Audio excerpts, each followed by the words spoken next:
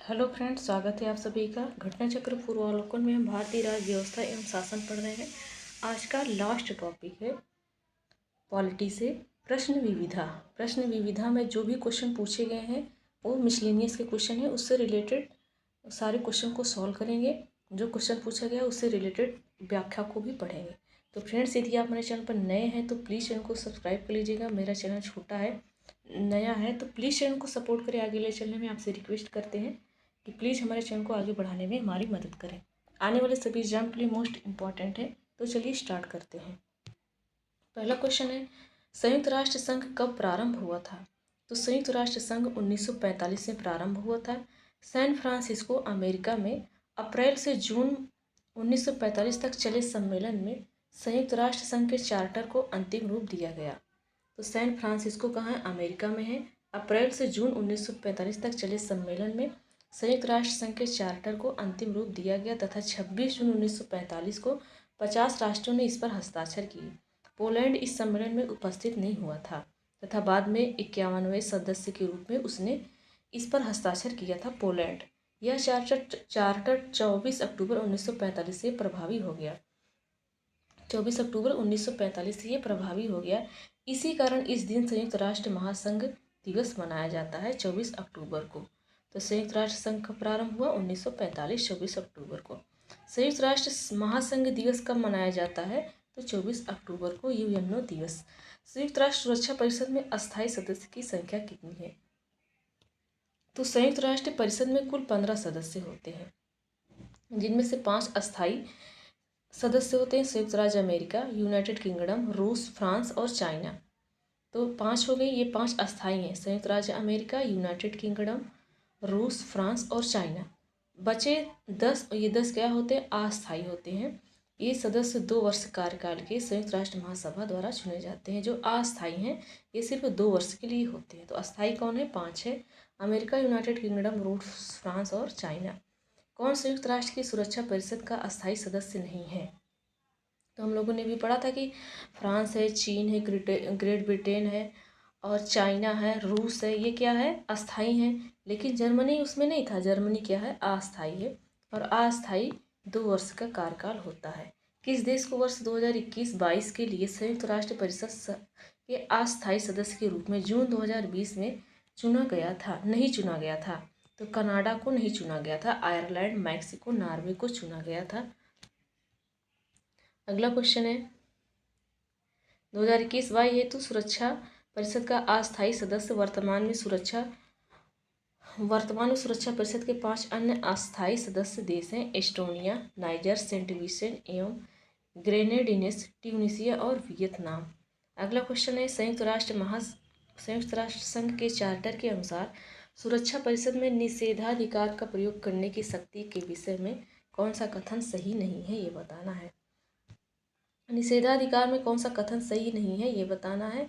संयुक्त राष्ट्र संघ के चार्टर के अनुसार पहला है, सभी प्रक्रियेतर मामलों में सुरक्षा परिषद के निर्णय 9 सदस्यों के सकारात्मक मत से लिए जाने आवश्यक हैं और उन 9 में परिषद के अस्थायी सदस्य के सहमति मत होने भी चाहिए। हाँ, तो टोटल 15 होते हैं, लेकिन कोई निर्णय है तो उस पर कम से कम 9 सदस्य उस पर सहमति दे।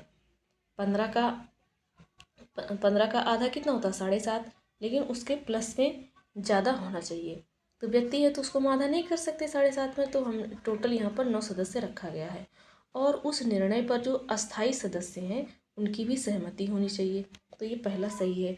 दूसरा कहता है, सुरक्षा परिषद का प्रत्येक अस्थायी सदस्य निषेधाधिकार का प्रयोग करके किसी निर्णय को स्वीकृति को रोक सकता है क्या? हाँ, वो वीटो पावर है उसके पास। जो अस्थायी सदस्य है उसके पास वीटो पावर है। वीटो पावर का मतलब है किसी निर्णय पर वो मौन रह सकता है, ना तो हाँ करेगा ना तो ना करेगा, और रोक भी सकता है। तो दूसरा भी सही है। तीसरा है, निषेधाधिकार शब्द का प्रयोग संयुक्त राष्ट्र संघ चार्टर के अनुच्छेद 27 में किया गया था ताकि सुरक्षा परिषद का कोई भी अस्थायी सदस्य बहुमत से पारित होने वाले किसी भी संकल्प पर रोक लगा सके। हाँ, ये बात सही है। सुरक्षा परिषद का कोई भी अस्थायी सदस्य है वो बहुमत पारित करके किसी भी संकल्प को रोक लगा सकता है। इसके लिए संयुक्त राष्ट्र संघ चार्टर के अनुसार निषेधाधिकार शब्द का प्रयोग आर्टिकल 27 में किया गया है। निषेधाधिकार मतलब मनाही, रोकना। चौथा है सुरक्षा परिषद का कोई भी सदस्य किसी संकल्प के विरुद्ध मत देकर उसे पारित होने से रोक सकता है। क्या? तो सुरक्षा परिषद का कोई भी सदस्य किसी संकल्प के विरुद्ध मत देकर नहीं, तो वो जो अस्थाई वाले हैं, अस्थाई सदस्य, वो रोक सकते हैं। कोई भी सदस्य लिख दिया, इसलिए ये चौथा ऑप्शन इसका गलत आंसर हो जाएगा। पूछा भी गलत था तो डी गलत है। संयुक्त राष्ट्र संघ के प्रजातंत्रीकरण की मांग का संबंध मुख्यतः है, तो संयुक्त राष्ट्र संघ के प्रजातंत्री की मांग है सुरक्षा परिषद से। संयुक्त राष्ट्र संघ के प्रजातंत्रीकरण की मांग का संबंध मुख्यतः सुरक्षा परिषद से है। सुरक्षा परिषद 5 अस्थायी सदस्यों के पास वीटो की शक्ति है। कौन कौन सा है? सुरक्षा परिषद के 5 अस्थायी सदस्य के पास वीटो की शक्ति है। विगत कुछ वर्षों में भारत, जापान, जर्मनी, ब्राजील को सुरक्षा परिषद में अस्थायी सदस्य देने की मांग उठी है। तो अस्थायी सदस्य बनाने के लिए किसकी किसकी मांग उठी है? भारत को। और जर्मनी कहाँ है? चीन के दक्षिण में है, सॉरी जापान। उसके बाद जर्मनी यूरोप में है, ब्राज़ील दक्षिण अमेरिका में है। तो ये 4 देश को अस्थायी सदस्य बनाने के लिए मांग उठी और 5 सदस्य अस्थायी हैं। कौन कौन सा है?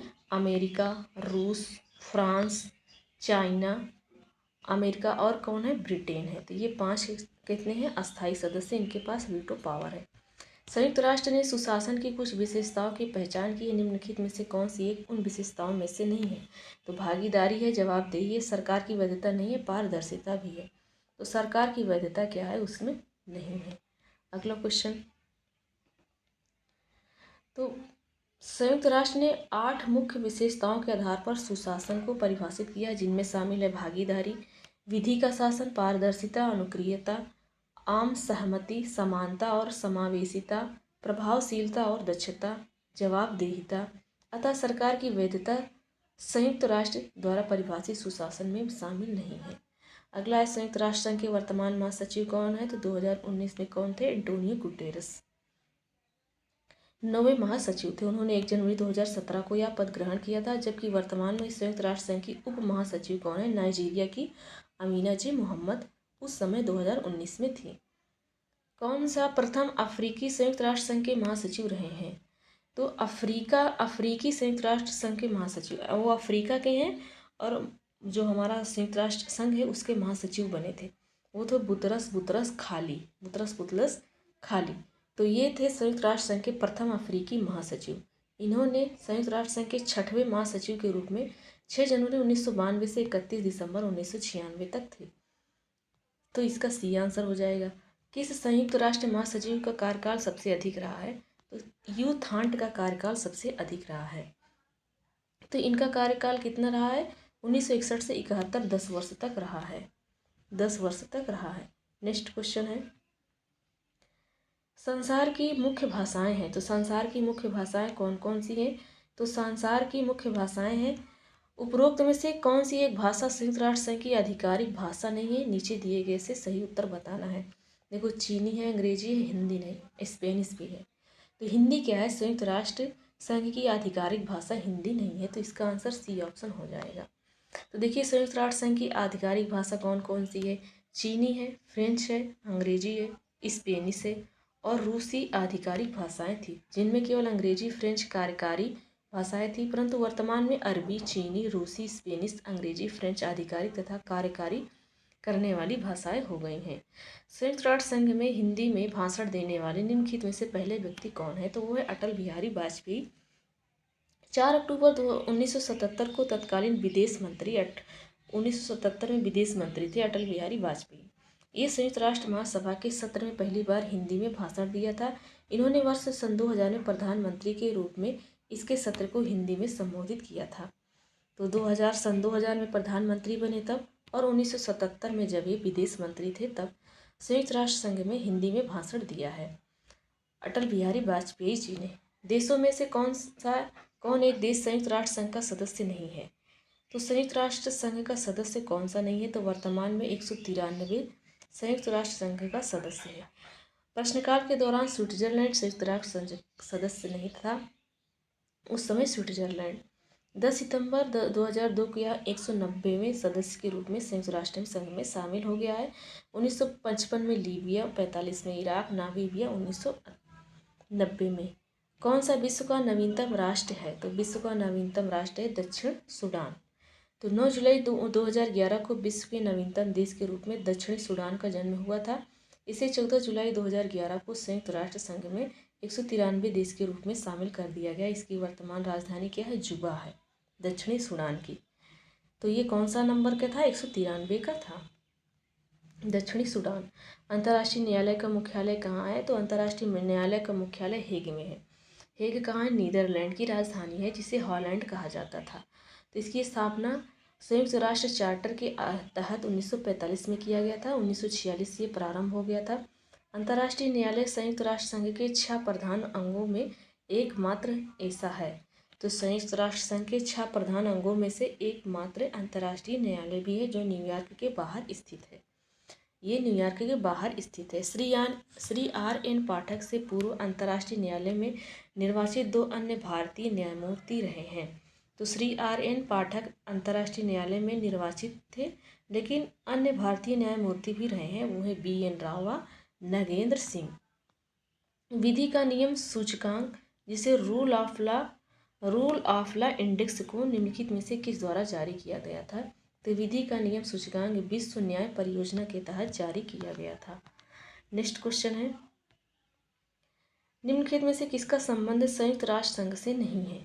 तो संयुक्त राष्ट्र संघ से संबंध किसका नहीं है? सामान्य सभा से, एमनेस्टी से है, एमनेस्टी से नहीं है, अंतर्राष्ट्रीय न्यायालय से है, ट्रस्टीशिप से है, पर एमनेस्टी से नहीं है। तो इसका आंसर बी ऑप्शन हो जाएगा, बी ऑप्शन सही हो जाएगा। नेक्स्ट है, एमनेस्टी इंटरनेशनल क्या है? एक विश्वव्यापी मानव अधिकार आंदोलन है। एमनेस्टी इंटरनेशनल क्या आंदोलन है? विश्व में, पूरे विश्व में था ये, मानव अधिकार से रिलेटेड। अगला क्वेश्चन है, देखो ये 1961 में लंदन के एक बैरिस्टर पीटर बेनेंसन ने की थी। वर्ष 1961 में पीटर बेनेंसन ने विश्व में हो रही अनैतिक गिरफ्तारी के विरोध में द फॉरगेटन प्रिजनर्स नामक एक लेख लिखा। एमनेस्टी इंटरनेशनल उन्हीं के विचारों का एक मूर्ति रूप था। इसका मुख्यालय लंदन में है। एमनेस्टी इंटरनेशनल एक संगठन है जो जुड़ा हुआ है मानव अधिकारों के संरक्षण से। डॉक्टर्स विदाउट बॉर्डर्स, जिसमें मेडिसिन सेंस फ्रंटियर्स, जो प्राय समाचारों में आया है, ये है क्या है? ये गैर सरकारी अंतर्राष्ट्रीय संगठन है, सरकारी नहीं है, गैर सरकारी है और अंतर्राष्ट्रीय संगठन है, इंटरनेशनल संगठन है, डॉक्टर्स विदाउट बॉर्डर्स। तो इसका आंसर बी ऑप्शन राइट हो जाएगा।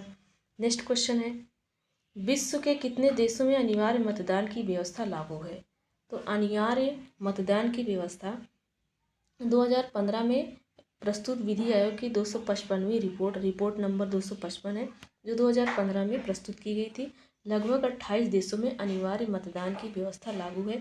ये देश है Argentina, Australia, Belgium, Bolivia, Brazil, Congo, Costa Rica, Dominican Republic, Ecuador, मिस्र और ग्रीस। ये 28 देश ऐसे हैं जिनमें अनिवार्य मतदान की व्यवस्था लागू की गई है। अगला है, अमेरिकी राष्ट्रपति के निर्वाचन हेतु गठित निर्वाचक मंडल के सदस्य होते हैं। तो अमेरिकी राष्ट्रपति सीधे जनता द्वारा नहीं चुना जाता है, इसके लिए इलेक्टोरल कॉलेज का प्रयोग किया जाता है। इलेक्टोरल कॉलेज सभी इलेक्टर्स को मिलाकर के इलेक्टोरल कॉलेज बनता है। तो सभी इलेक्टर्स को मिला लिया जाता है, तो उन्हीं के समूह को इलेक्टोरल कॉलेज कहा जाता है, जिसका चुनाव प्रत्यक्ष रूप से देश की जनता के द्वारा होता है। तो जो इलेक्टोरल होते हैं, जो इलेक्टर्स होते हैं, उनका चुनाव जनता करती है। तो उन सभी इलेक्टर्सों के समूह को इलेक्टोरल कॉलेज कहते हैं। इलेक्टोरल जो कॉलेज है, जो इलेक्टर्स का समूह है, ये चुनते हैं राष्ट्रपति को। यही इलेक्टोरल राष्ट्रपति के उम्मीदवार को वोट देकर चुनते हैं। वर्तमान में अमेरिकी राष्ट्रपति के लिए कुल इलेक्टोरल की संख्या 538 है। कितने इलेक्टोरल हैं? 538। और सभी इलेक्टोरल के समूह को क्या कहा जाता है? Electoral college. अब इनको कौन चुनता है? जनता चुनता है। और ये किसको चुनते हैं? राष्ट्रपति के पद। इलेक्टोरल वीटो या इलेक्टर्स की संख्या हर राज्य में अलग अलग होती है। राज्य की जनसंख्या के हिसाब से इलेक्टोरल वोटो इलेक्टर्स का कोटा होता है। तो हर राज्य का इलेक्टोरल वोट क्या होता है? अलग अलग होता है, हर राज्य का अलग अलग होता है। जैसे अमेरिका में कई राज्य हैं, तो सभी राज्य में अलग अलग इलेक्टोरल वोट हैं। जैसे अपने भारत में कई राज्य हैं, तो सभी राज्यों में अलग अलग सीटें हैं विधानसभा लोकसभा की। तो राज्य की जनसंख्या के हिसाब से इलेक्टोरल वोट पड़ते हैं। तो इसी तरीके से जैसे अपने भारत में जनसंख्या के अकॉर्डिंग सीटें होती हैं, वैसे वहाँ पे अमेरिकी राष्ट्रपति की चुनाव प्रक्रिया में पहली प्राइमरी कहाँ होती है? तो सबसे पहले न्यू हैम्पशायर में होती है। तो अमेरिकी राष्ट्रपति की चुनाव प्रक्रिया में पहली प्राइमरी न्यू हैम्पशायर एवं पहला कॉकस प्रस सम्मेलन आयोवा राज्य से होता है। तो पहली प्राइमरी न्यू हैम्पशायर एवं पहला कॉकस या प्रस सम्मेलन कहाँ से होता है? आयोवा राज्य है, वहाँ से होता है, जिसके लिए चुनाव राष्ट्रपति चुनाव से लगभग 1 वर्ष से पूर्व ही हो जाते हैं।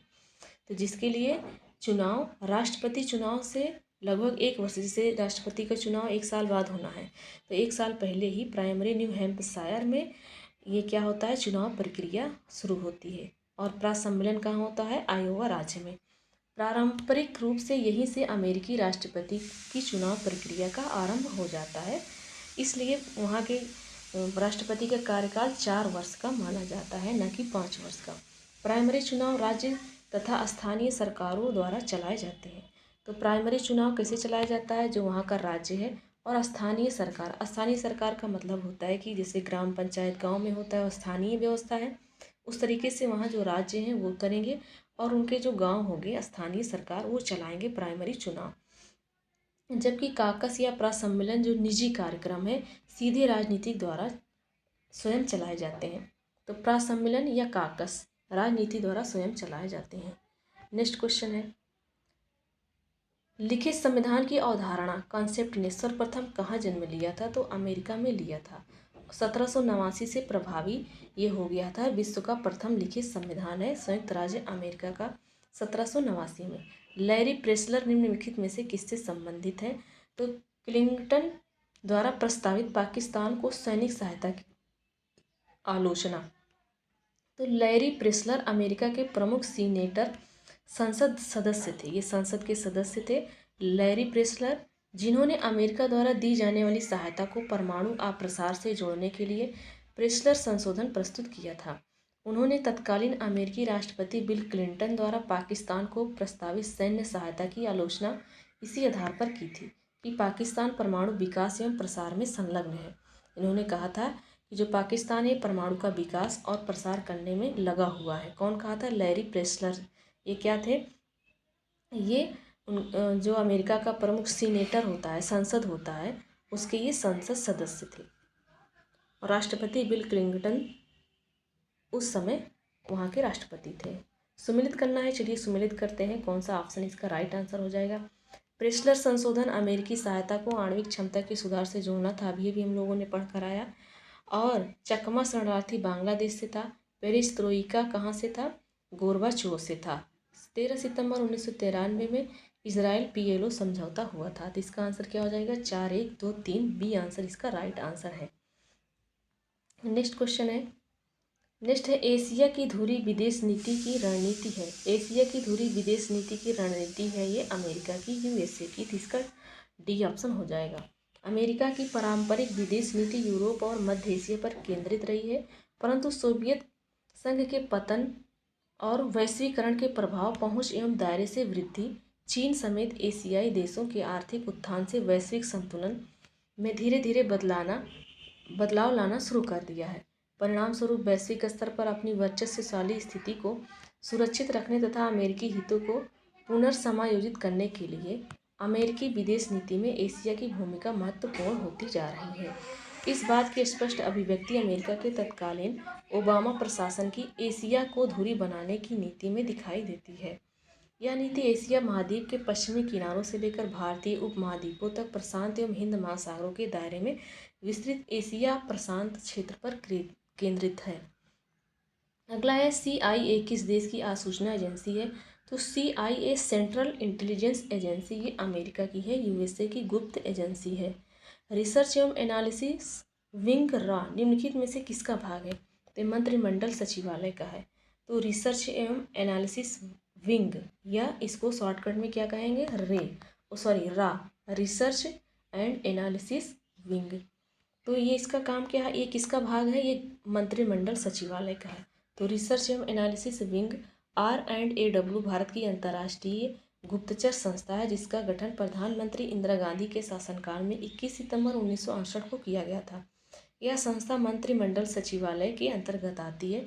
मंत्रिमंडल सचिवालय को इंग्लिश में क्या कहते हैं? कैबिनेट सेक्रेटरीट कहते हैं। मोसाद क्या है? तो मोसाद इजराइल गुप्तचर संगठन है। तो जो इजराइल का गुप्तचर संगठन है उसका नाम है मोसाद। आईएसआई का पूरा नाम क्या है? तो आईएसआई का पूरा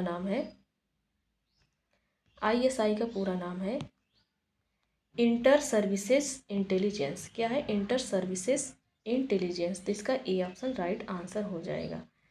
नेक्स्ट है फोर्थ एस्टेट या चतुर्थ स्तंभ क्या है? तो ये चतुर्थ स्तंभ होता है प्रेस।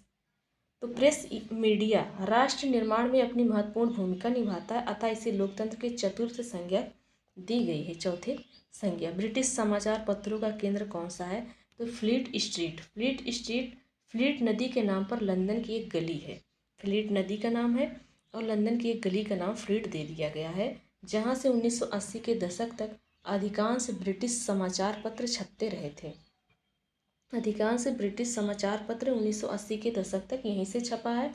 वर्ष 2005 में यहाँ से हटने वाला ब्रिटिश समाचार एजेंसी राइटर्स का ऑफिस आखिरी प्रमुख समाचार ऑफिस था। नेक्स्ट है कथनों पर विचार करके बताना है कौन सा सही है। रूस की संसद पार्लियामेंट फेडरल असेंबली कहलाती है क्या?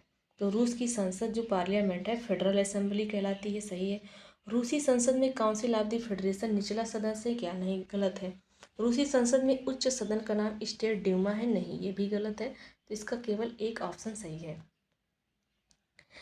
तो रूसी संसद का नाम फेडरल असेंबली है। रूसी संसद के निचले सदन को ड्यूमा कहते हैं। निचले सदन को क्या कहा जाता है? ड्यूमा कहा जाता है। उच्च सदन को स्टेट ड्यूमा कहा है, तो गलत है। ड्यूमा क्या है? वहाँ की निचली सदन है। जबकि उच्च सदन क्या है? फेडरेशन काउंसिल ऑफ या काउंसिल ऑफ द फेडरेशन। अगला है जापान की संसद का क्या नाम है? डायट। जापान की संसद का नाम क्या है? डायट। चीन की संसद जानी जाती है, तो चीन की संसद को कहते हैं नेशनल पीपुल्स कांग्रेस। क्या कहते हैं? National People's Congress. तो इसका बी ऑप्शन हो जाएगा। वर्तमान में 2980 सदस्य हैं तथा यह विश्व की सबसे बड़ी संसद है। चाइना विश्व की सबसे बड़ी संसद है। 2980 सदस्य यहाँ पर हैं। वास्तव में यह लगभग रबर स्टाम्प विधायिका है, जो कि सामान्यतः चीन की कम्युनिस्ट पार्टी के निर्णय पर मुहर लगाती है। किस देश के राजनीतिक नेतृत्व को प्रिंसिपल नाम से जाना जाता है? तो चाइना प्रिंसिपल नाम से जाना जाता है। चाइना के राजनीतिक नेतृत्व को प्रिंसलिंग कहा जाता है। प्रिंसलिंग के नाम से वहाँ की राजनीतिक को जाना जाता है।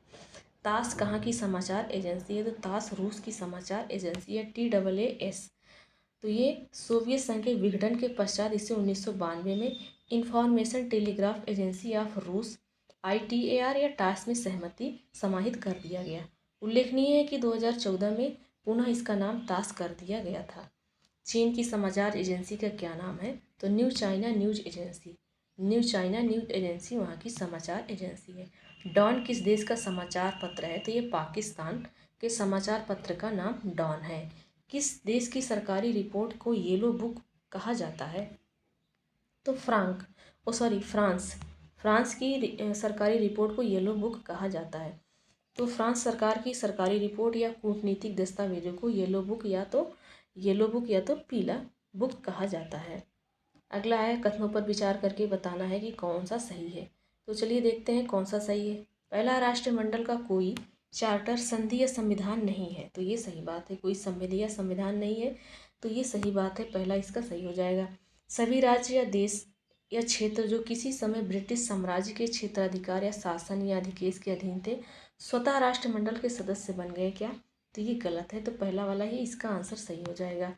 तो राष्ट्रमंडल का अभी तक अपना कोई चार्टर या संधि संविधान नहीं है, हालांकि इसके लिए प्रयास किए जा रहे हैं। सभी राज्य, क्षेत्र, देश जो किसी समय ब्रिटिश साम्राज्य के क्षेत्राधिकार, शासन या अधिदेश के अधीन थे, स्वतः राष्ट्रमंडल के सदस्य नहीं बन गए, बल्कि इसकी घोषणा उस देश को करनी होती है जो उससे सम्मिलित होना चाहते हैं तो उनको घोषणा करनी पड़ेगी। ब्रिटिश साम्राज्य के क्षेत्राधिकार, शासन, अधिदेश वाले कई देश हैं। बर्मा, अदन, मिस्र, इराक, कुवैत, UAE स्वतंत्र होने पर राष्ट्रमंडल के सदस्य नहीं बने हैं। ऐसे कुछ ये सब देश ऐसे हैं जो इनसे आज़ादी पाने के बाद इनके राष्ट्रमंडल के सदस्य नहीं बने हैं। तो कुछ हैं जो नहीं बने हैं, कुछ बन गए हैं राष्ट्रमंडल सदस्य। स्वेच्छा से किया गया यह समझौता स्वेच्छा से समाप्त किया जा सकता है, पंडित नेहरू का उपरोक्त कथन किसको इंगित करता है? भारत का राष्ट्रमंडल से जुड़ाव। ये भारत का राष्ट्रमंडल से जुड़ाव की ओर इंगित करता है। ये पंडित जवाहरलाल नेहरू का कथन था। प्रथम भारतीय प्रधानमंत्री जिन्होंने अफगानिस्तान की यात्रा की थी, तो जवाहरलाल नेहरू ने 1959 में पंडित जवाहरलाल नेहरू ने अफगानिस्तान की यात्रा की थी। इसके पश्चात इंदिरा गांधी जी ने 1976 तथा मनमोहन जी ने 2005 में। मई 2011 में पुणे से मनमोहन सिंह गए थे। दिसंबर 2015 और 16 में प्रधानमंत्री नरेंद्र मोदी जी ने अफगानिस्तान की यात्रा की थी। भारतीय विदेश नीति जो तटस्थता पर आधारित थी को प्रारंभ किया था। तो भारत की जो विदेश नीति थी वो तटस्थता पर आधारित थी। इसको प्रारंभ किए थे पंडित जवाहरलाल नेहरू जी ने। पंडित जवाहरलाल नेहरू जी ने अंतरिम प्रधानमंत्री का कार्यभार संभालने के बाद जिस विदेश नीति की घोषणा की थी वह तटस्थता आधारित थी, अर्थात गुटों की राजनीति से दूर रखना और एक स्वतंत्र नीति का विकास करना। कौन सा? पंचशील का सिद्धांत नहीं है, तो गुट निरपेक्ष पंचशील का सिद्धांत नहीं है। शांतिपूर्ण और अस्तित्व है, एक दूसरे की भूभागीय अखंडता और प्रभुता का पारस्परिक सम्मान है, एक दूसरे को आंतरिक मामलों पर पारस्परिक हस्तक्षेप भी है, पर गुट निरपेक्षता नहीं है। तो ये 5 हैं। परस्पर लाभ तथा समानता भी है, शांतिपूर्ण सह अस्तित्व भी, एक दूसरे के आंतरिक मामले में हस्तक्षेप न करना है, अनाक्रमण है कि आक्रमण न किया जाए, एक दूसरे के भू क्षेत्रीय अखंडता तथा प्रभु सत्ता को पारस्परिक सम्मान दिया जाए। तो सुमेलित करना है, चलिए सुमेलित करते हैं। उपाधियों का अंत। उपाधियों का अंत मूल अधिकार में है। ग्राम पंचायतों का संगठन ये राज्य के नीति अनुसूची तत्व में है। 6 से 14 वर्ष तक के बालक के लिए शिक्षा के अवसर प्रदान करना ये कहाँ पर है? मौलिक कर्तव्य में है। इंडिया अर्थात भारत राज्यों का संघ है। ये संघ और उसका राज्य क्षेत्र आर्टिकल 1 में दिया गया। तो इसका आंसर बी ऑप्शन हो जाएगा, 3, 1, 4, 2। नेक्स्ट है सूची फर्स्ट को सूची सेकंड से सुमेलित करना है। कृत्यकारी, शपथ या प्रतिज्ञान से। तो भारत का राष्ट्रपति भारत के संविधान के प्रति श्रद्धा एवं निष्ठा होता है, तो इसका तीसरा ऑप्शन सही हो जाएगा। सर्वोच्च न्यायालय के जज संविधान और विधि की मर्यादा बनाए रखना है, तो इसका आंसर 4 हो जाएगा। संसद सदस्य कर्तव्यों के निष्ठापूर्वक निर्वहन करते हैं, तो इसका आंसर 2 हो जाएगा। संघ के मंत्री क्या करता है? सूचना की गोपनीयता, ये संघ के मंत्री का काम है, तो इसका आंसर हो जाएगा 3, 4, 2, 1, सी इसका राइट ऑप्शन है। संविधानेतर अधिकार का अर्थ क्या है? वह शक्ति जो संविधान सम्मत नहीं है। संविधानेतर का मतलब होता है वह शक्ति जो संविधान सम्मत नहीं है। वे अधिकार जिनका संविधान के प्रावधानों में वर्णन नहीं है या संविधान में सम्मिलित नहीं है, सम्मत नहीं है। घटनाओं पर विचार करके बताना है कौन सा घटना है, सबसे पहले वह फिर उसके बाद क्रम से लगाना है। भारत के किसी राज्य में सर्वप्रथम लोकतांत्रिक रूप से चुनी गई साम्यवादी दल की सरकार, तो ये जो है पहले नहीं है। और दूसरी, भारत का उस समय का सबसे बड़ा bank imperial bank of India, जिसका नाम बदलकर भारतीय स्टेट बैंक किया गया। उसके बाद एयर इंडिया का राष्ट्रीयकरण किया गया और यह राष्ट्रीय वाहक बन गया। तो हाँ, तीसरा इसका सबसे पहले आंसर हो जाएगा। फिर उसके बाद दूसरा हो जाएगा इंपीरियल बैंक ऑफ इंडिया को नाम बदलकर भारतीय स्टेट बैंक कर दिया गया। उसके बाद दूसरा हो जाएगा 3 और 2। फिर उसके बाद भारत के किसी राज्य में सर्वप्रथम लोकतांत्रिक रूप से चुनी गई साम्यवादी दल की सरकार बनेगी, 1 हो जाएगा। उसके बाद गोवा स्वतंत्र भारत का अंग बन गया, 4। तो 3, 2, 1, 4 इसका बी ऑप्शन राइट आंसर है। जिला दंड नायक के रूप में जिला कलेक्टर की शक्तियां हैं। जिला कलेक्टर की शक्ति कौन कौन सी है? कानून व व्यवस्था को बनाए रखना है, पुलिस पर नियंत्रण रखना है, विदेशियों के पत्रों की जांच करना, भू राजस्व एकत्र करना, इनका काम नहीं है, तो आंसर A, B, C हो जाएगा। भू राजस्व एकत्र करने शक्ति का प्रयोग जिलाधिकारी को तथा जिला कलेक्टर की हैसियत से करता है। तो भू राजस्व एकत्र करने की शक्ति का प्रयोग जिलाधिकारी करता है जिला कलेक्टर की हैसियत से। तो जिलाधिकारी करता है लेकिन जिला कलेक्टर की हैसियत से। अगला है, निम्नलिखित में से किसने जिलाधीश को संस्थागत करिश्मा कहा है? तो रजनी कोठारी ने कहा है। रजनी कोठारी ने अपनी पुस्तक पॉलिटिक्स इन इंडिया में जिलाधीश को संस्थागत करिश्मा कहा गया है। कौन सा कथन सही नहीं है ये बताना है। भारतीय संविधान में कुल अनुच्छेदों की संख्या 395 है, सही है। वित्त आयोग का गठन भारतीय संविधान के 280 में है, ये भी सही है। मैडम कामा भारतीय राष्ट्रीय कांग्रेस की प्रथम महिला अध्यक्ष थी, नहीं, भारतीय राष्ट्रीय कांग्रेस की प्रथम महिला अध्यक्ष एनी बेसेंट थी, सी गलत है। Politics in India Rajni Kothari का पथ प्रदर्शक शोध अध्ययन था, ये भी सही है, अभी तो हम लोगों ने पढ़ा है। इसका सी ऑप्शन गलत है। कलकत्ता में हुए 32वें अधिवेशन की अध्यक्षता की थी कौन? एनी बेसेंट जी ने 1917 में। और जबकि मैडम कामा जर्मनी के स्टुटगार्ट नगर में 22 अगस्त 1907 को अंतर्राष्ट्रीय सोशलिस्ट कांग्रेस में तिरंगा फहराने के लिए प्रसिद्ध है। अगला है, विचार करके बताना है कि कौन सा सही है। प्राण और दैहिक स्वतंत्रता के संरक्षण का मूल अधिकार आपातकाल में निलंबित नहीं किया जा सकता है, तो ये बात सही है, आपातकाल में ये निलंबित नहीं होता है। प्राण और दैहिक स्वतंत्रता जो कि आर्टिकल 21 में है, आर्टिकल 21 निलंबित नहीं होता है। भारत के उपराष्ट्रपति को उनके पद से राज्यसभा द्वारा पारित किए गए और लोकसभा द्वारा सहमत व्यक्त किए गए संकल्प द्वारा हटाया जा सकता है। तो भारत के उपराष्ट्रपति को उनको पद से राज्यसभा द्वारा, हाँ ये दूसरा सही है। वर्तमान में राज्यसभा में विपक्ष के नेता भी अरुण जेटली हैं, ये उस समय का क्वेश्चन था जो कि आज के समय में ये किसी काम का नहीं है। तीसरा पॉइंट, योजना आयोग के अध्यक्ष श्री मोटेक सिंह आहलूवालिया हैं, तो इस समय भी इसका काम कोई नहीं है, तीसरे और चौथे का। और सही पहला दूसरा है बस। अगला है, कौन सा सही नहीं है ये बताना है। तो सर्वोच्च न्यायालय भारत में अपील का उच्चतम न्यायालय है क्या? तो देखिए व्याख्या में देते हैं, 92 संविधान संशोधन 2003 में हुआ था। 92 संविधान संशोधन 2003 द्वारा संविधान की 8वीं अनुसूची में 4 नई भाषाएं जोड़ी गई थी, बोडो, डोगरी, मैथिली, संथाली। इस संशोधन के फलस्वरूप 8वीं अनुसूची में दी गई कुल भाषाओं की संख्या 22 हो गई। 1950 में जब संविधान लागू किया था तो उस समय 8वीं अनुसूची में 14 भाषाएं ही थी। 1 नवंबर 1885 को घोषित ब्रिटिश साम्राज्ञी विक्टोरिया के घोषणा पत्र को भारतीय स्वतंत्रताओं का अधिकार पत्र कहा जाता है। तो जो 1885 में घोषित हुई थी ब्रिटिश साम्राज्ञी विक्टोरिया के घोषणा पत्र, उसी घोषणा पत्र को भारतीय स्वतंत्रताओं का अधिकार पत्र माना जाता है। बताना है कि कौन सा इसमें सही है। उच्च न्यायालय के न्यायाधीश अपने पद पर 62 वर्ष तक रहते हैं, सही है। जिस राजनीतिक दल को 4 या अधिक राज्यों में मान्यता प्राप्त हो वह राष्ट्रीय स्तर का दल हो जाता है, ये भी सही है। कोई विधेयक धन विधेयक है या नहीं, इसका निस्तारण अध्यक्ष लोकसभा द्वारा किया जाता है, ये भी सही है। संघीय अपराध वह अपराध है जिसमें बिना वारंट के गिरफ्तार किया जा सकता है, तो ये भी सही है। तो इसका आंसर चारों ऑप्शन हो जाएगा, 1, 2, 3, 4 सभी सही है। वह कौन सा अपराध है जिसके घटित करने का प्रयास दंडनीय है और जिसके पूर्ण होने पर अपराधी को दंडित नहीं किया जा सकता है? तो कौन सा अपराध है जिसके घटित करने का प्रयास दंडनीय है और जिसके पूर्ण होने पर अपराधी को, अब जब वो पूरी हो गई घटना तो कैसे अपराध होगी? आत्महत्या, जब वो मर ही गया है तो भारतीय दंड संहिता की धारा 309 में ये वर्णित है आत्महत्या। कौन सा युग में सुमेलित नहीं है ये बताना है।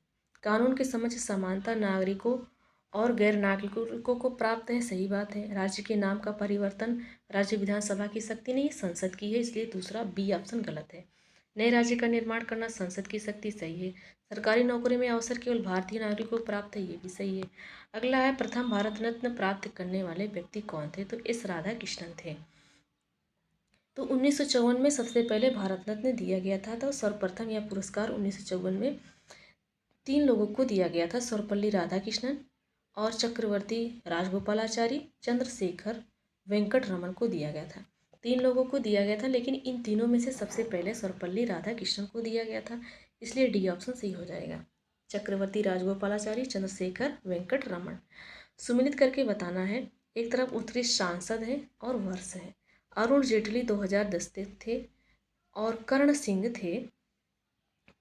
थे 2011 में, शरद यादव थे 2012 में, मुरली मनोहर जोशी 2009 में थे। इनको पुरस्कार मिला है, उत्कृष्ट सांसद और पुरस्कार वर्ष। अगला क्वेश्चन है किसने 1967 से 1971 के मध्य अधिकतम गठबंधन सरकार बनाने का रिकॉर्ड है? तो बिहार 1967 से लेकर 71 तक, कितने साल? 67 से लेकर के 71 साल, 5 साल तक ये गठबंधन सरकार बनाने का इनको सबसे ज़्यादा रिकॉर्ड है। 9 बार गठबंधन सरकारों का गठन हुआ है। सरोज जाईवाला किस रूप से विख्यात है? तो ये अग्रणी अंतर्राष्ट्रीय विधि विशेषज्ञ है सरोज जाईवाला। तो इंटरनेशनल कोर्ट ऑफ आर्बिट्रेशन के पूर्व सदस्य हैं सरोज जाईवाला, प्रख्यात अंतर्राष्ट्रीय विधि विशेषज्ञ है। वह भारतीय जो अंतर्राष्ट्रीय युद्ध विरोधी संगठन का अध्यक्ष 1988 में नियुक्त किया गया था। तो कौन से भारतीय हैं जो अंतर्राष्ट्रीय युद्ध विरोधी संगठन का अध्यक्ष नियुक्त किया गया था 1988 में? तो नारायण देसाई थे। इसमें 40 सदस्य थे, 40 से अधिक देश संबंध थे। इसका मुख्यालय लंदन के यूके के लंदन में इसकी स्थापना 1921 में हुई थी। बिल्थोगेवन नीदरलैंड में हुई थी। यह संगठन के अध्यक्ष के रूप में नारायण देसाई को 88 से 91 तक नियुक्त किया गया था। सूची फर्स्ट को सूची सेकंड से सुमेलित करना है, तो चलिए सुमेलित करते हैं। नागेंद्र सिंह फरवरी 1985 से फरवरी 1988 के मध्य अंतर्राष्ट्रीय न्यायालय के अध्यक्ष थे। एन राय 26 अप्रैल 1973 को भारत के मुख्य न्यायाधीश नियुक्त हुए थे। आर के त्रिवेदी 18 जून 1982 से 31 दिसंबर 85 तक ये मुख्य निर्वाचन आयुक्त रहे हैं। अशोक देसाई भारत के महान्यायवादी रह चुके हैं। कौन जून 2009 में सृजित भारतीय विशिष्ट पहचान प्राधिकरण के प्रथम महानिदेशक नियुक्त किए गए हैं? 2009 में सृजित भारतीय विशिष्ट पहचान प्राधिकरण के प्रथम महानिदेशक थे श्री राम सेवक शर्मा। कौन थे? श्री राम सेवक शर्मा, जिसको UIDAI जो आधार कार्ड बनाती है, इसके अध्यक्ष या चेयरमैन श्री नंदन नीलकेणी नियुक्त किए गए थे 2009 में। अध्यक्ष थे नंदन नीलकेणी। RS शर्मा इसके प्रथम महानिदेशक एवं मिशन निदेशक थे, जिन्होंने 31 जुलाई 2009 को पद ग्रहण किया था। 12 जुलाई 2016 से इस पद का नाम मुख्य कार्यकारी अधिकारी CEO कर दिया गया है। नेक्स्ट क्वेश्चन है, सीमा प्रबंध विभाग केंद्रीय मंत्रालयों में से किस एक का विभाग है? तो सीमा प्रबंध विभाग ये गृह मंत्रालय के अंतर्गत आता है। कौन सा एक मानव संसाधन विकास मंत्रालय के विभाग में नहीं है? तो आरंभिक एवं शिक्षा साक्षरता विभाग है, माध्यमिक शिक्षा उच्च शिक्षा विभाग है, तकनीकी शिक्षा विभाग है, लेकिन महिला और बाल विकास नहीं है मानव संसाधन विकास के भाग में। अगला क्वेश्चन है, खाद्य और पोषण मंडल भारत सरकार के कौन से मंत्रालय के अधीन आता है? तो खाद्य और पोषण मंडल, जिसकी स्थापना 1964 में हुई थी, प्रारंभ में खाद्य एवं कृषि मंत्रालय के अंतर्गत ये अधीन है, कृषि मंत्रालय के अंतर्गत है। 1993 में यह महिला एवं बाल विकास के विभाग 2006 से मंत्रालय के अधीन कर दिया गया था, जो कि तब मानव संसाधन विकास मंत्रालय के अधीन था। वर्तमान में यह महिला एवं बाल विकास मंत्रालय के अधीन है। कौन? खाद्य और पोषण मंडल। भारतीय प्रेस काउंसिल एक है क्या? ये अर्धन्यायिक वैधानिक संस्था है। सर्वप्रथम स्थापना 1966 में संसद की 1965 के अधिनियम के तहत किया गया था। राष्ट्रीय आपातकाल के दौरान इस अधिनियम को निरसित कर 1 जनवरी 1976 को इसे भंग कर दिया गया था। पुनः भारतीय प्रेस काउंसिल अधिनियम 1978 के तहत इसे पुनरुज्जीवित किया गया। प्रेस काउंसिल ऑफ इंडिया का अध्यक्ष कौन है? तो प्रेस काउंसिल ऑफ इंडिया, तो सर्वोच्च न्यायालय के जो सेवानिवृत्त न्यायाधीश हैं, जो रिटायर हो गए हैं, न्यायमूर्ति मार्क डे काटजू को 5 अक्टूबर 2011 को 3 वर्ष के लिए प्रेस काउंसिल ऑफ इंडिया का अध्यक्ष नियुक्त किया गया था। वर्तमान में उच्चतम न्यायालय के सेवानिवृत्त न्यायमूर्ति चंद्रमौली कुमार प्रसाद को अक्टूबर 2014 से इसके अध्यक्ष हैं।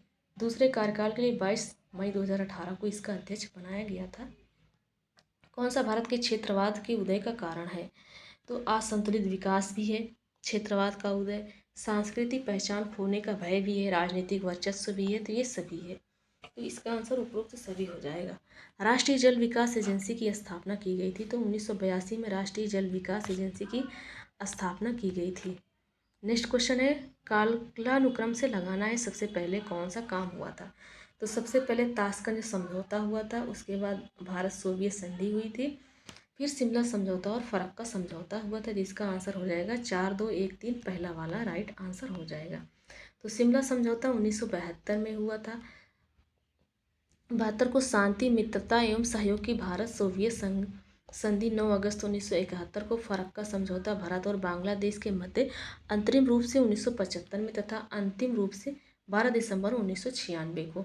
और ताशकंद समझौता 10 जनवरी 1966 को हुआ था। किस भारत पाकिस्तान संघर्ष के परिणाम स्वरूप बांग्लादेश का स्थापना हुआ था? दिसंबर 1971 में। दिसंबर 1971 में पाकिस्तान सेना ने बिना शर्त आत्मसमर्पण कर दिया था। पूर्वी भारत का नाम बांग्लादेश पड़ा। शेख मुजीबुर रहमान इसके पहले प्रधानमंत्री थे।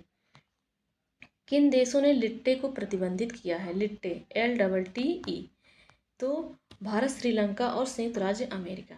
लिट्टे किन देशों ने लिट्टे को प्रतिबंधित किया है? तो भारत भी किया है, श्रीलंका और अमेरिका भी किया है। तो वर्तमान में भारत, अमेरिका, ब्रिटेन, श्रीलंका एवं यूरोपीय संघ सहित 32 देशों ने लिट्टे को आतंकवादी संगठन के रूप में सूचित कर दिया गया है। सुमेलित करना है तो चलिए सुमेलित करते हैं। देखते हैं यहाँ पर, तो जो ऑपरेशन चेकमेट है ये श्रीलंका का है, ऑपरेशन चेकमेट श्रीलंका का है। ऑपरेशन कैक्टस ये मालदीव का है। ऑपरेशन ब्लू स्टार पंजाब का है। ऑपरेशन सिद्धार्थ ये बिहार का है। बहुजन हिताय बहुजन सुखाय का अर्थ क्या है? ऑल इंडिया रेडियो का, ऑल इंडिया रेडियो का आदर्श से है बहुजन हिताय बहुजन सुखाय। अगले, आतंकवादी संगठन लश्कर ए तैयब का संस्थापक है। तो आतंकवादी संगठन लश्कर ए तैयब का संस्थापक हाफिज मोहम्मद सईद थे। तो ये दक्षिण एशिया में सक्रिय एक आतंकवादी गढ़ संगठन है। पाकिस्तान आधिकारिक इस आतंकी संगठन की स्थापना हाफिज मोहम्मद सईद और जफर इकबाल ने की थी। कौन एक सुमेलित नहीं है ये बताना है। एपिको आंदोलन पी हेगड़े सही है। चिपको आंदोलन एस एस बहुगुणा सही है। नर्मदा बचाओ आंदोलन मेधा पाटकर सही है। शांति घाटी आंदोलन बाबा आमटे नहीं है। शांति घाटी आंदोलन डॉक्टर सलीम अली के नाम से है।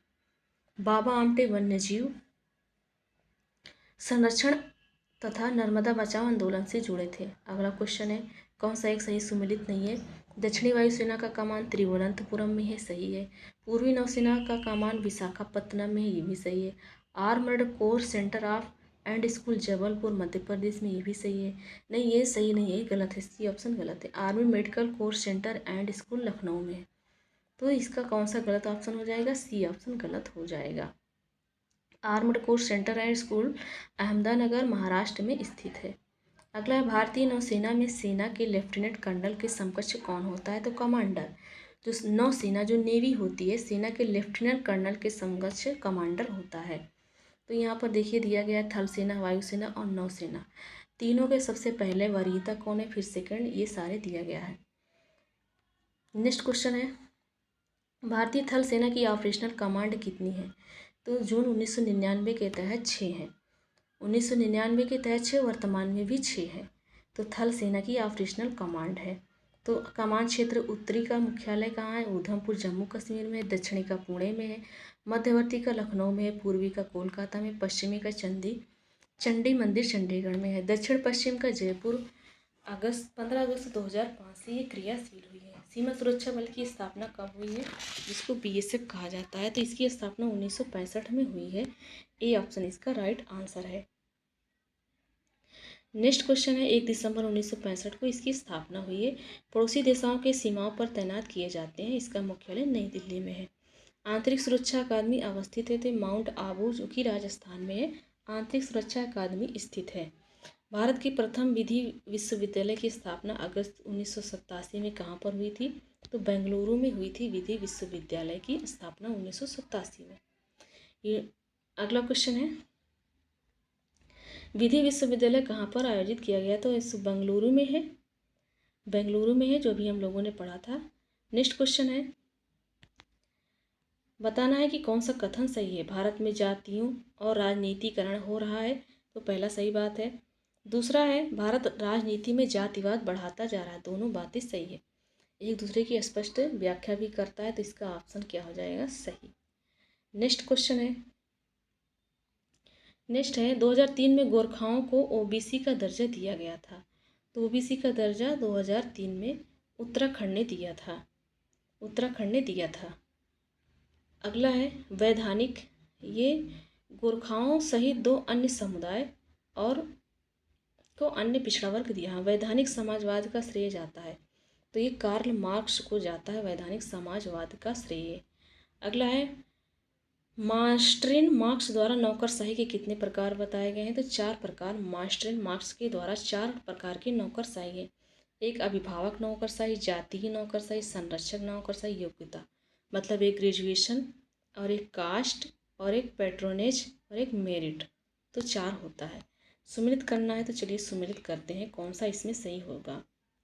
लेखक और पुस्तकें, अतुल कोहली जी ने the success of India's democratic लिखा है। ग्रेनविल ऑस्टिन ने लिखा है working a democratic constitution, a history of the Indian experience.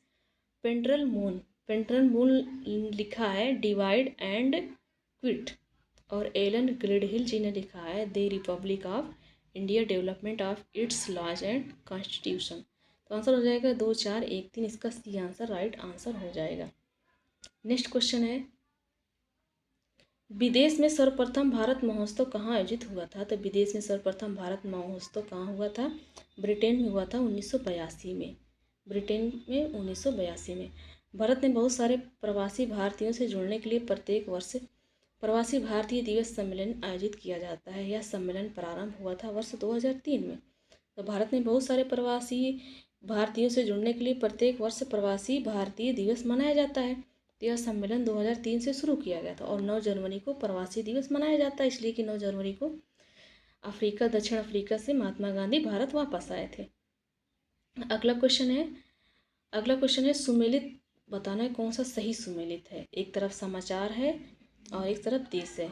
तो चेचन्या रशियन फेडरेशन का है, सही बात है। दारफुर माली ये नहीं है, स्वात घाटी इराक की नहीं, तो इसका आंसर केवल एक सही हो जाएगा। तो उत्तरी काकेकस चेचन्या रूस का एक गणतंत्र है यार। उत्तरी काकेकस में पूर्वी यूरोप के दक्षिण भाग में कैस्पियन सागर से 100 किलोमीटर दूर पर स्थित है। तो उत्तरी काकेकस में पूर्वी यूरोप के दक्षिणी भाग में कैस्पियन सागर है, वहाँ से 100 किलोमीटर की दूर पर स्थित है। दारफुर पश्चिमी सूडान में स्थित एक क्षेत्र है दारफुर, और स्वात पाकिस्तान के खैबर पख्तूनवा प्रांत में स्थित एक घाटी एवं एक प्रशासनिक जिला है। तो खैबर पख्तूनवा प्रायः चर्चा में रहने वाला बर्बर भाषी समुदाय रहता है। तो ये बर्बर भाषी समुदाय कहाँ रहता है? तो बर्बर भाषी समुदाय रहता है तो अल्जीरिया में रहता है। कहाँ रहता है? अल्जीरिया में। अफ्रीका का सबसे बड़ा देश है अल्जीरिया। नेक्स्ट क्वेश्चन है, देशों पर विचार करके बताना है कि आर्कटिक काउंसिल के सदस्य कौन कौन से हैं। तो डेनमार्क है, उसके बाद जापान नहीं है, रशियन फेडरेशन है, यूनाइटेड किंगडम नहीं है, यूनाइटेड स्टेट ऑफ अमेरिका है। तो इसका आंसर हो जाएगा 1 3 5। तो आर्कटिक काउंसिल एक उच्च स्तरीय अंतर सरकारी फोरम है जिसका गठन 1996 में ओट्टावा घोषणा पत्र के तहत अमेरिका, रूस, Iceland, Norway, Sweden, Denmark, Finland और कनाडा कुल 8 देशों की सदस्यता के साथ किया गया था। यह परिषद आर्कटिक क्षेत्र के में नीति निर्धारण और समन्वय का महत्वपूर्ण कार्य करती है। इस परिषद के स्थायी पर्यवेक्षक 12 राष्ट्रों में भारत और जापान भी शामिल हैं। भारत श्रीलंका समझौता के अंतर्गत इनमें से क्या नहीं था? तो पूर्वी एवं उत्तरी प्रांतों को मिलाकर नए राज्य का निर्माण करना भी था। पूर्वी और उत्तर प्रांत को पूर्वोत्तर परिषद की स्थापना भी करना था। पूर्ण स्वतंत्रता नहीं था, श्रीलंका की अखंडता था। तो भारत श्रीलंका के बीच 1987 में समझौता हुआ था। अखंडता को बनाए रखने की बात की गई थी। तमिल राज्य की पूर्ण स्वतंत्रता का इसमें कोई उल्लेख नहीं था। अगला क्वेश्चन है, कौन सर्वप्रथम महिला प्रधानमंत्री किसी देश की बनी है? तो किसी देश की सबसे पहली महिला प्रधानमंत्री सिरिमाओ भंडार नायके हैं, और ये जो कि श्रीलंका की प्रधानमंत्री बनी थी 1960 में। नेक्स्ट क्वेश्चन है, यूरोपीय यूनियन देशों में से फिलिस्तीन राज्य को आधिकारिक मान्यता देने वाला प्रथम कौन है? तो यूरोपीय यूनियन देशों में फिलिस्तीन राज्य को आधिकारिक मान्यता सबसे पहले स्वीडन ने दिया है। सबसे पहले स्वीडन ने दिया है। नेक्स्ट क्वेश्चन है, यूएन द्वारा किस सन को अंतर्राष्ट्रीय महिला वर्ष के रूप में मनाया गया था? तो 1975 को यूएन द्वारा 1975 को अंतर्राष्ट्रीय महिला वर्ष के रूप में मनाया गया है। अंतर्राष्ट्रीय विकलांग दिवस कब मनाया गया जाता है? तो 3 दिसंबर को अंतर्राष्ट्रीय विकलांग दिवस मनाया जाता है। 1981 को अंतर्राष्ट्रीय विकलांग वर्ष के रूप में घोषित किया गया था। 1981 को विकलांग वर्ष के रूप में घोषित किया गया था, और 1975 को महिला वर्ष घोषित किया गया था, अंतर्राष्ट्रीय महिला वर्ष। 1992 से प्रतिवर्ष अंतर्राष्ट्रीय विकलांग दिवस मनाने जाने की 3 दिसंबर को रखा गया था। अगला है, अंतर्राष्ट्रीय अहिंसा दिवस कब मनाया जाता है? तो 2 अक्टूबर को अहिंसा दिवस मनाया जाता है। 15 जून 2007 के दिन संयुक्त राष्ट्र महासभा ने प्रत्येक वर्ष 2 अक्टूबर के दिन अंतर्राष्ट्रीय अहिंसा दिवस मनाने जाने का निर्णय लिया है। 2 अक्टूबर को महात्मा गांधी का जन्मदिन हुआ था। उल्फा उग्रवादी किस राज्य से संबंधित है? तो उल्फा उग्रवादी असम का है। ये कहाँ का है? असम का। United Liberation Front of Assam, ULFA ULFA, इसका फुल नेम क्या है? United Liberation Front of Assam. अगला है पीपुल्स वार ग्रुप नामक आतंकवादी संगठन स्थित है। तो पीपुल्स वार ग्रुप आतंकवादी संगठन आंध्र प्रदेश में है। तो ये 22 अप्रैल 1980 को आंध्र प्रदेश के कोडापल्ली सीतारामैया नामक नक्सली नेता ने किया था। 2004 में इस संगठन ने माओवादी कम्युनिस्ट सेंटर के साथ विलय कर कम्युनिस्ट पार्टी ऑफ इंडिया माओवादों का निर्माण किया है। तो फ्रेंड्स, विविधा से रिलेटेड जितने क्वेश्चन थे सारे क्वेश्चन सॉल्व कर लिए। मिलते हैं नेक्स्ट वीडियो में। Thanks for watching.